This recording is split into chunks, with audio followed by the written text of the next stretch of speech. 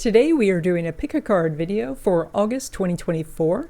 I have cards 1 through 5, so think of your number now. Hi everyone, I'm Donna Stellhorn, your practical astrologer and your practical tarot reader, and I'm the author of the course Tarot Reading the Natural Way. There's a link in the description. Today we are doing a pick a card video for August 2024. This card will represent the opportunities and challenges you could have in August 2024.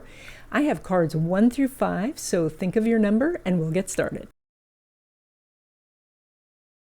If you chose card number 1, you get the King of Wands. Now, King is a ruler and Wands is about action. And so when we put this energy together, this is a very strong indication that you are taking care of others through your actions and that you know exactly what to do, you know how to do it and what you want to do. And so this is about just getting it done. And, you know, as a king, of course, you might have people that you say, you know, quick, go do that. But you may have a very small kingdom where you're doing this yourself. But the bottom line is that you have the power to get it done and you know what to do. So now the next step is just get it done. And this will help not only yourself, but the people you care about. Now, if you chose card number 2, you get the Four of Swords. Now, the Four of Swords shows us a knight in full armor lying in a church, and they're resting. And so this is whatever you've been actively pursuing or doing, it is time to withdraw.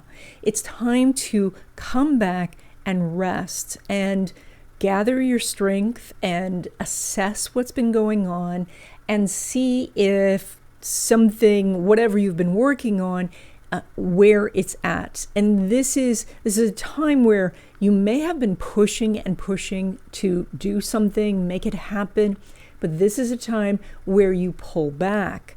And it's because you need rest. It's because you need healing.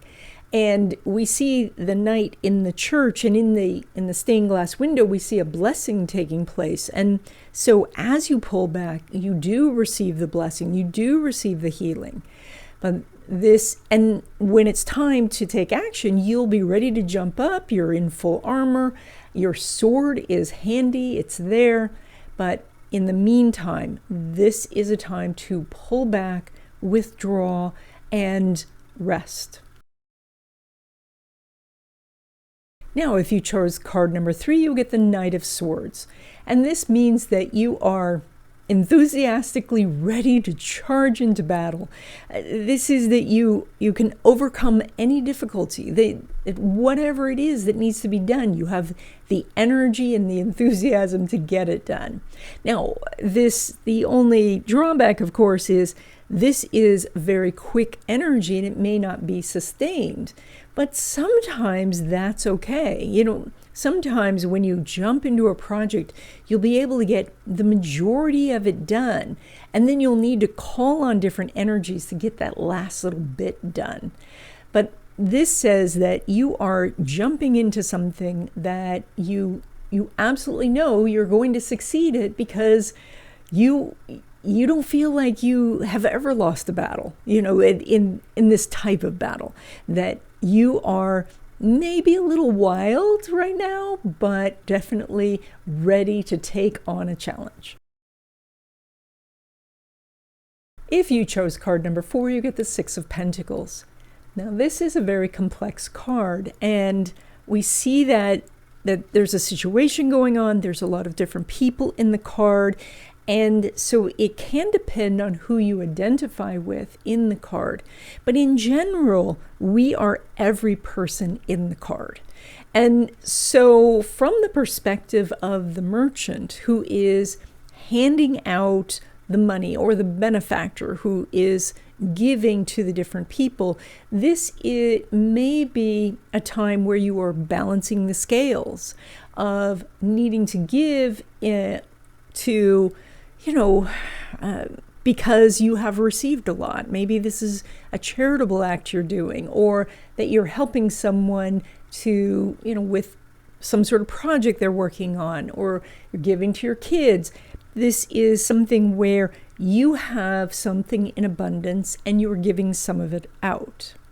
Now, this also could could be from the perspective of the beggar. And that is that you are receiving what you need. You're receiving some, you're not receiving all, but you're receiving what you need. And so it's also quite possible that you are, as I was saying at the beginning, doing all the characters in this card. And so that you are both the giver, the receiver, and the one who's waiting. And so the overall message of this card is that in some areas you have this abundance, in some areas you are receiving what you need, and in other areas you are waiting. And that is that, it will be your turn at some point. This card, while it looks, from some people's perspective, this is a great card. And they say, wow, look, I'm so abundant and I'm being so generous, etc. And from some people's perspective, they really identify with the beggar and say, oh, look, I'm in this inferior position and, I have to wait until I'm given what I need. But actually in our lives, we are all the people in the card. And so if you are over-identifying with one of the characters in an inferior position, it's time to recognize that you do, in some areas of your life, also have a superior position. Now, if you chose card number 5, you get the 10 of Cups. This is kind of like the Holy Grail, but times 10. So this means that over the course of the month that you have these periods of happiness where you can come together, especially in domestic situations where things feel very blissful, that you don't have any sort of cares, that you are recognizing that, you've got food in the fridge and a place to sit and, all the entertainment through your phone, and there's just some really good things happening. And so during the course of the month, recognize that these periods are going to come up. And, with all these things, none of these are permanent states. So a bad card is not permanent. A good card is not permanent. We tend to move between these different energies. But right now, for August, things look pretty good. And that's it. I hope you enjoyed this video. If you are interested in learning the tarot, I highly recommend you check out my video course, Tarot Reading the Natural Way. There is more than 130 videos where I go through the different cards and how to understand the meaning and the stories behind what's going on in the card, and without you having to memorize a book or something like that. So there is a link in the description, and I will see you in the next video.